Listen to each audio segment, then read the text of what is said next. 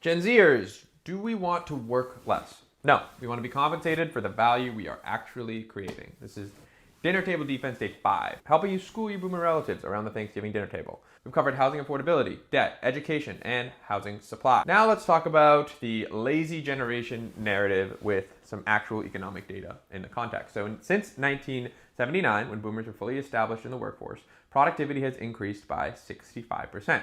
Worker compensation is up 17%. So we're creating more economic value per hour worked than any generation before us, and we're getting a smaller and smaller share. Someone's gonna say, well, that's just technology, not harder work. Fair point, fine.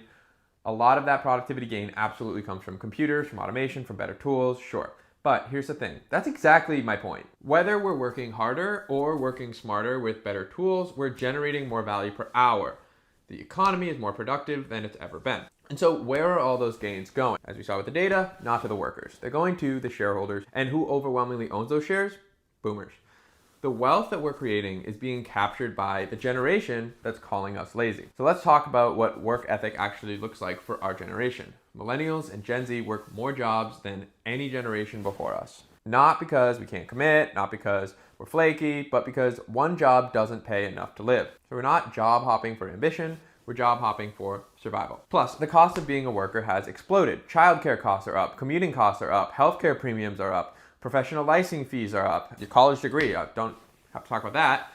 All of these eat into your paycheck before you can even get rent and groceries. So boomers entered the workforce when one income could buy a house, raise kids, save for retirement. Now we need dual incomes plus side hustles just to cover rent in most cities, not even thinking about the future. So it's not that we don't want to work, it's just that we're creating more value than ever and seeing less and less of the return. And that's not laziness, that is a transfer of wealth from labor to capital. And capital is overwhelmingly owned by the generation questioning our work ethic. That is Dinner Table Defense Day 5. Tomorrow, Thanksgiving Day. I'm going to close this series with the policy changes that boomers use to lock the door behind them. The stuff that nobody really wants to talk about. So give me a follow and we'll see you then.